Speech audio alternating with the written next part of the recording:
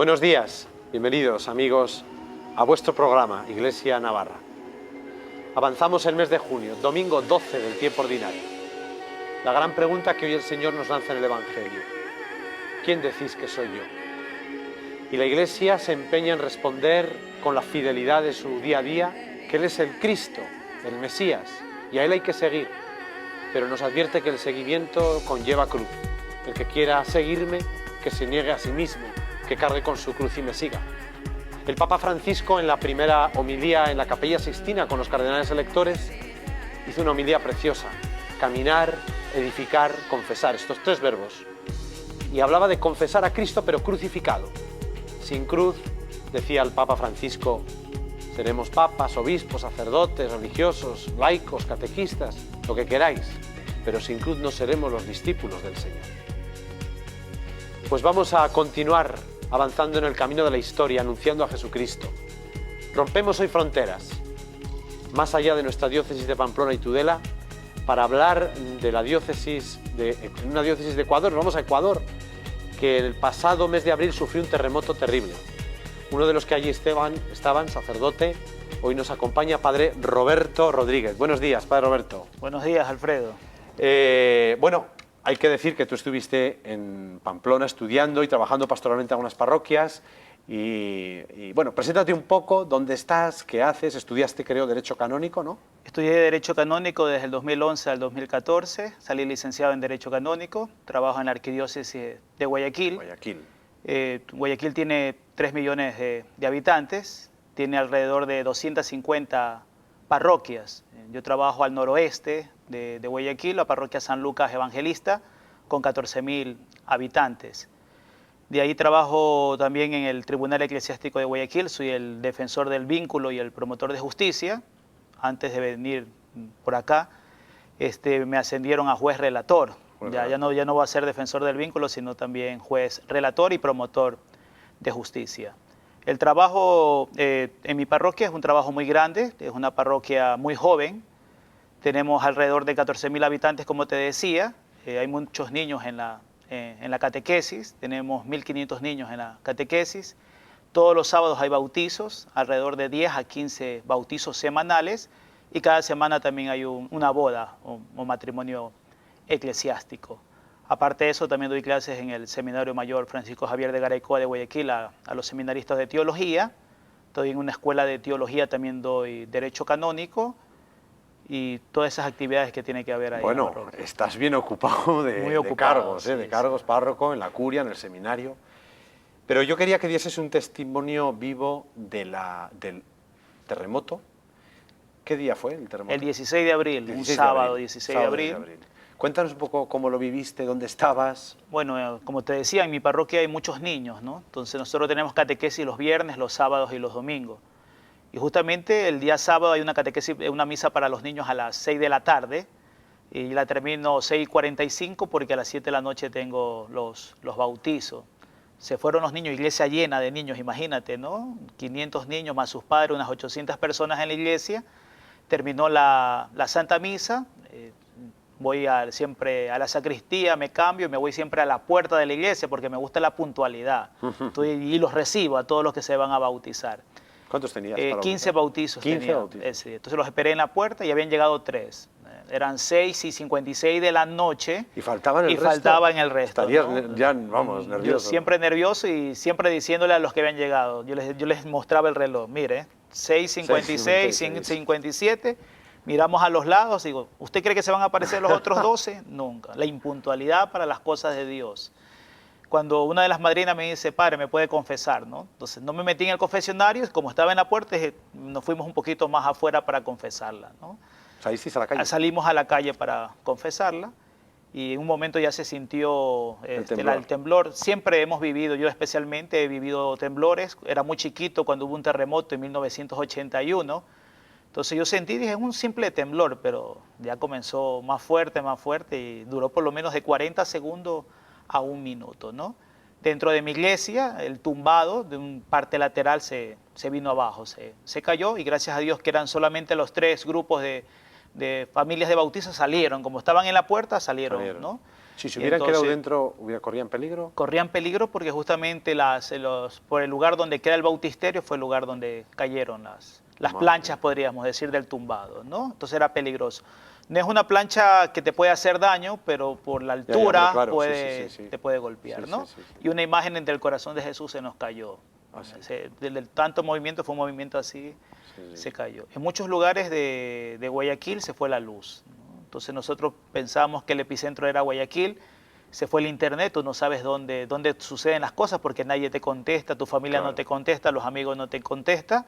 Fue una bendición que, insisto, en el lugar de mi zona, de mi parroquia, no se fue la luz, porque en Guayaquil se fue la luz. Ese día tenía 2 matrimonios y los bautizos.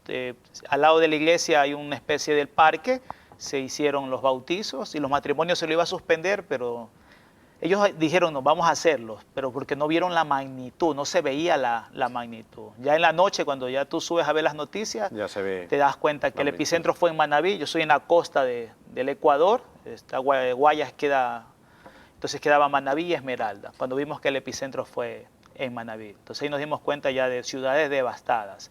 En Guayaquil algunos puentes se cayeron, hubo víctimas también, algunas casas se vinieron, las más antiguas se vinieron abajo. Interesante, vamos a continuar hablando de esto, pero has dicho, cayó una estatua al corazón de Jesús, estamos en el mes del corazón de Jesús. Bueno, pues vamos a ver un vídeo que nos apunta sobre esta importante fiesta que la celebrábamos hace pocas semanas, la solemnidad del corazón de Jesús. Meditar en el Sagrado Corazón de Jesús es contemplar el corazón abierto de Jesús, del cual brotó sangre y agua. Esta devoción se extendió desde que aparecieron las primeras comunidades cristianas, pero fue desde que el Señor se le apareció a Santa Margarita María de Alacoque, una joven religiosa de la comunidad de la Visitación, que la devoción cobró más fuerza. El Señor Jesús se le apareció por primera vez a la Santa Francesa el 27 de diciembre de 1673 en el monasterio de la Visitación. Luego de una serie de visitas, en junio de 1675, el mismo Jesucristo le dio este mensaje: «He aquí el corazón que tanto ha amado a los hombres, y en compensación solo recibe de la mayoría de ellos ingratitudes». En esta aparición, el Señor le pidió que se celebrase una fiesta de desagravio a su corazón el viernes después de la octava del Corpus Christi. Santa Margarita le expresó este deseo al sacerdote jesuita San Claudio de la Colombière, quien reconoció la autenticidad espiritual de este pedido. Desde entonces son los jesuitas y la comunidad de la Visitación quienes custodian esta devoción. En 1765, el Papa Clemente XIII introdujo la fiesta en Roma, y fue en 1856 que el Papa Pío IX la extendió a toda la Iglesia. En 1920, Santa Margarita fue elevada a los altares por el Papa Benedicto XV, y en el 2004, el Papa Juan Pablo II dijo a los misioneros del Sagrado Corazón que el corazón de Jesús es donde la humanidad se reconcilia con Dios. De esta manera hoy se recuerda en todo el mundo las 12 promesas que nuestro Señor hizo a la Santa para todos aquellos que comulguen los primeros viernes de mes durante 9 meses seguidos, con la intención de honrar al Sagrado Corazón y ofreciendo la Sagrada Comunión como un acto de reparación por las ofensas cometidas contra la Sagrada Eucaristía. Estamos hablando con el padre Roberto, párroco en Guayaquil, en Ecuador, del terrible terremoto. Él compartió ministerio aquí en nuestra diócesis de Pamplona y después de licenciarse en Derecho Canónico, allá está ejerciendo su ministerio, tanto en el obispado como en esta parroquia, en el seminario, como profesor. Padre Roberto, bueno, seguíamos hablando del terremoto. ¿Cuál es la envergadura de las consecuencias del terremoto? ¿Víctimas, edificios? Supongo que es grande, ¿no? Fue muy fuerte, muy grande. En infraestructura, los edificios, casi 2 ciudades devastadas, ¿no? En la parte, ciudades devastadas, pueblos, tanto en Manabí como en Esmeralda, ¿no? Que fueron las 2 provincias más afectadas por el terremoto, porque después, desde el 16 de abril, podríamos decir hasta estos días, ha habido 1.745 réplicas. 1.745 réplicas. Hubo una fuerte hace 15 días de 6.8. Esa fue el epicentro en Esmeralda, que terminó de derribar las casas que se encontraban sentidas, pero ha sido de 4, de 3, de 5, de 2, se siente. El Ecuador se está moviendo, ¿no? Y eso hace dar mucho miedo a las personas, ¿no? Después del terremoto, que fue día sábado, habló el presidente de la República, ¿no? A mantener la calma y que todas las personas se queden en sus casas, ¿no? Por ver la magnitud de lo que había sucedido. Hubieron alrededor de 650 fallecidos, 650. Muchos miles heridos. Una semana, 10 días de rescate, se sacaron a 107 personas de los escombros, ¿no? 107. Muchas familias murieron porque era temporada de comienzo de clases, iban con padre y madre a comprar los útiles escolares de sus hijos, ¿no? Y eso fue lo que más impactó, ¿no? A encontrar las víctimas, a encontrar familias abrazadas bajo los escombros, ¿sí?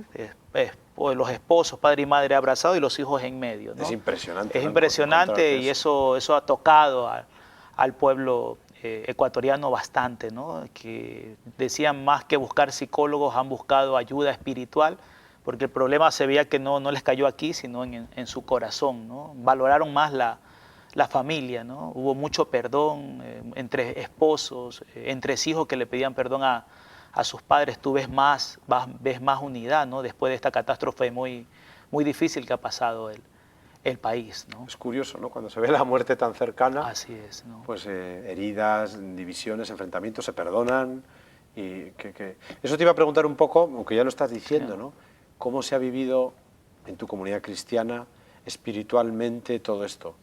Me decías en otro momento que han muerto 2 jóvenes de tu parroquia. De mi parroquia, de San Lucas Evangelista, eran del grupo juvenil. Ellos viajaron a Manta a una reunión familiar y la casa se les vino encima, ¿no? Entonces, de la familia de ellos murieron 10 en total.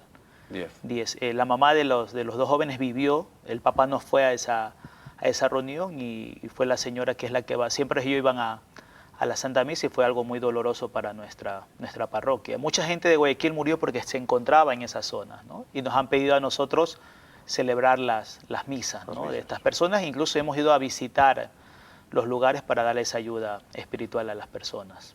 Y te decía, espiritualmente, ¿cómo lo percibe la gente? ¿Han aprovechado movimientos sectarios? Porque a veces ha pasado, ¿no? Que en momentos así, catastrofistas, mensajes catastrofistas de fin del mundo, sectas y tal. Por supuesto. El día que yo recibí los cuerpos de estos 2 jóvenes, porque los fui a recibir ahí en Guayaquil, a la casa de los padres, ¿no? Entonces, las casas en Guayaquil son muy pequeñas. Eran 2 cuerpos que querían bajarlos del auto, de la camioneta, para introducirlos a las casas. No los iban a un tanatorio, sino a una casa. Mejor dijimos, ¿para qué? ¿No? Porque lo iban a velar en otro lugar. Entonces ahí no hay micrófono, no hay nada. Entonces yo me paré en un parque, hice una oración, un responso ante estos 2 jóvenes que habían fallecido. Cuando ya se llevaban los cuerpos, salió una señora evangélica, ¿no? A gritar, a insultar, conviértete, tal, palabras muy ofensivas, ¿no?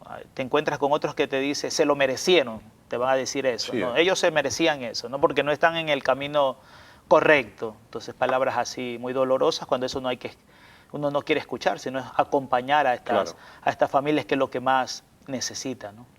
El papel de la Iglesia es acompañar. Me decían que desde Cáritas estaban muy volcados en la reconstrucción, vamos a decir, material. Fue impresionante. Pero que también tenían mucha necesidad, estaban pidiendo ayuda para la reconstrucción humana de las personas. Así es. Y la ayuda material fue impresionante, ¿no? El gobierno hizo centros de acopio para ir a entregar alimentos, vestimentas, ¿no? Pero la gente más se acercaba a las iglesias. Yo de mi iglesia llevé 4 camiones, ¿no? De comida a los lugares del desastre, ¿no? Gente voluntaria que decía, yo doy mi camioneta, yo doy mi tráiler para que tú... Y él mismo llevaba al lugar del desastre. Y mucha gente quería ir, pero para estos lugares tienes que estar muy preparado, ¿no? Porque si no estás psicológicamente, espiritualmente, puede ser una carga, tienes que estar muy fuerte. Y eso era lo bonito, ¿no? Tú ver a niños que llegaban con su fundita diciendo, esta ropa que era mía, quiero ofrecerla, ¿no? Esta comida, yo estoy en un lugar de clase media para abajo, pero imagina, coger 4 era mucho, ¿no? Entonces la gente le movió bastante el corazón, propiamente del ecuatoriano, ¿no? Y la ayuda extranjera también, ¿no? Incluso fueron de aquí de Navarra un contingente, ¿no? Para ayudar a los auxilios, ¿no? Y de todas partes del mundo, ¿no? Cuando yo vi Navarra me alegré, me acordé, pues, ¿no? Claro, Entonces, claro, dije, claro. ¿no? Entonces, algo muy bonito, todo el mundo ayudó y eso, creo que sin la ayuda no hubiéramos sacado a los 107 que lo rescataron, ¿no? Y que llega la ayuda. Así Esto siempre es. aquí tenemos un poco eso de que la ayuda llega. Bueno, pues tú comprobaste que efectivamente, ¿no? Claro, así Llegaba, ha llegado. Vamos a ver ahora un vídeo de las intenciones del Papa. Sabéis que estamos viendo todos los meses, en esta ocasión para junio, orar con las intenciones del Papa. Vamos a verlo.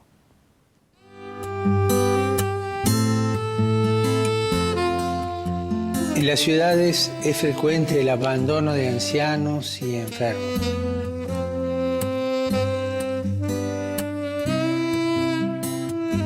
¿Podemos ignorarlo?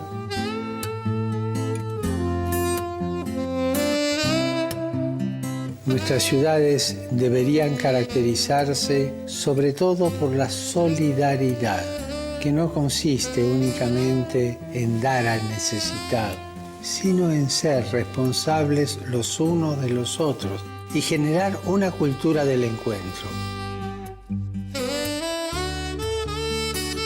¿Me acompañas en mi petición para que los ancianos, marginados y las personas solitarias encuentren incluso en las grandes ciudades oportunidades de encuentro y solidaridad?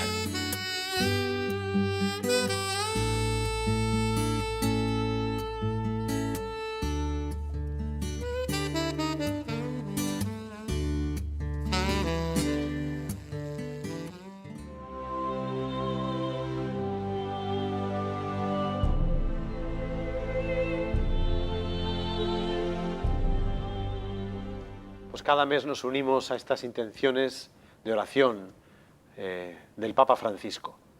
En su oración, sin duda, así lo comunicó él, estaba este terrible terremoto en Ecuador que todos pudimos vivir el pasado mes de abril y que nos está contando de una manera tan impresionante nuestro querido Padre Roberto, que compartimos aquí ministerio unos años hasta que ahora ya ha vuelto a su diócesis a ejercer su ministerio.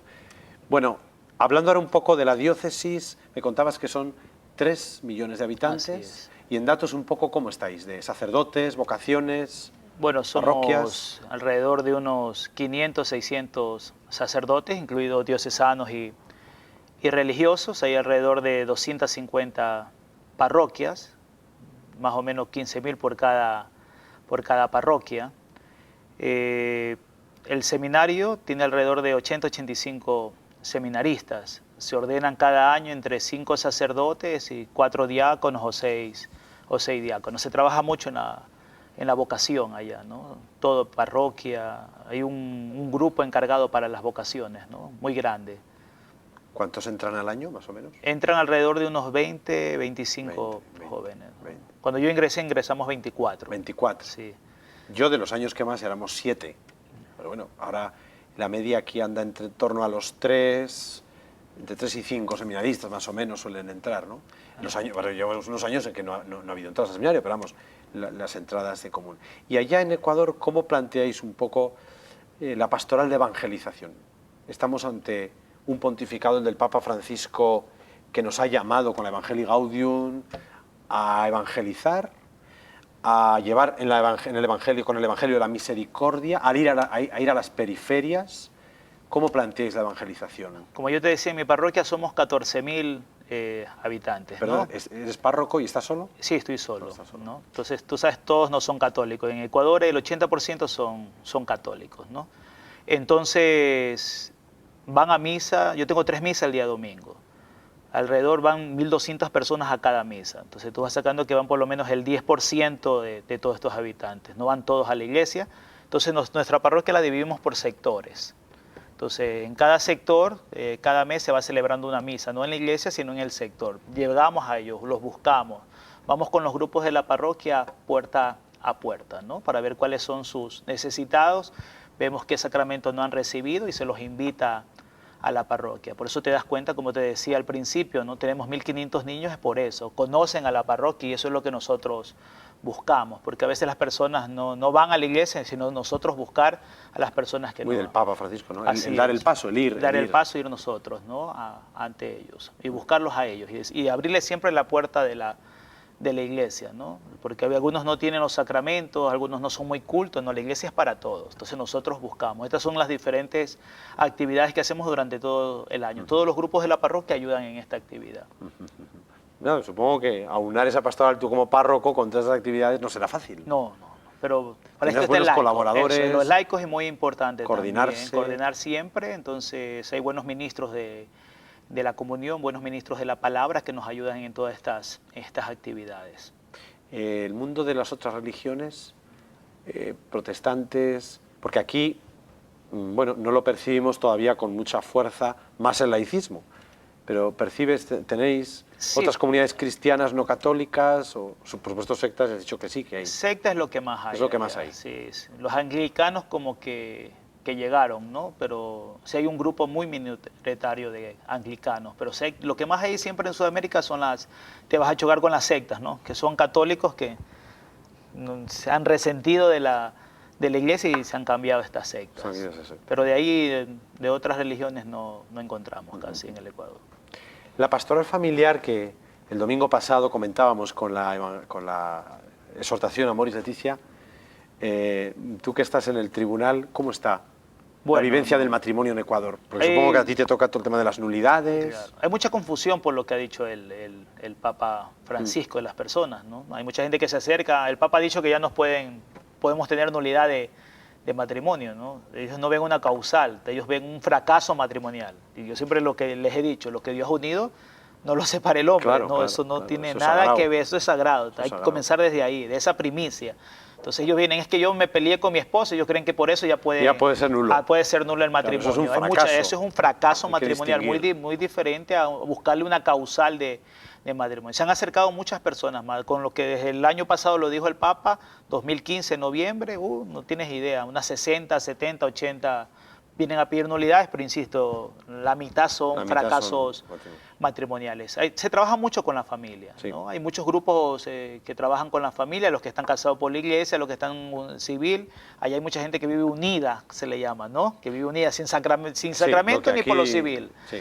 Aquí ¿ya? También parejas de hecho. Eso, ¿no? Entonces nosotros llamamos parejas unidas, ¿no? Se trabaja mucho, los grupos aceptan a esta persona, ¿no? Uno de los requisitos no es solamente que tengo que estar casado por la iglesia, no. Abrimos las puertas a todos y ayudamos mucho a las familias.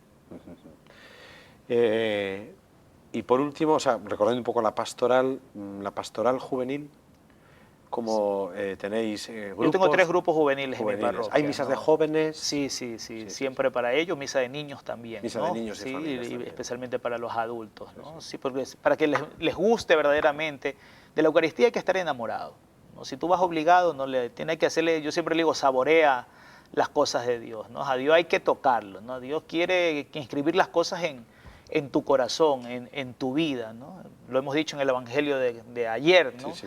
Que le decía a usted, su justicia tiene que ser más grande que la del escriba de los fariseos, porque ellos cumplían el precepto, ellos cumplían los 600 preceptos. Claro. Pero la pregunta está, ¿cambia tu corazón? Claro. Puedes cumplir, y si no cambia tu corazón, ¿de qué te sirve? Entonces, una de las cosas muy importantes que buscamos en la pastoral de los niños, de los jóvenes, es un verdadero cambio, que se den cuenta verdaderamente que es ser imagen y hijo de Dios.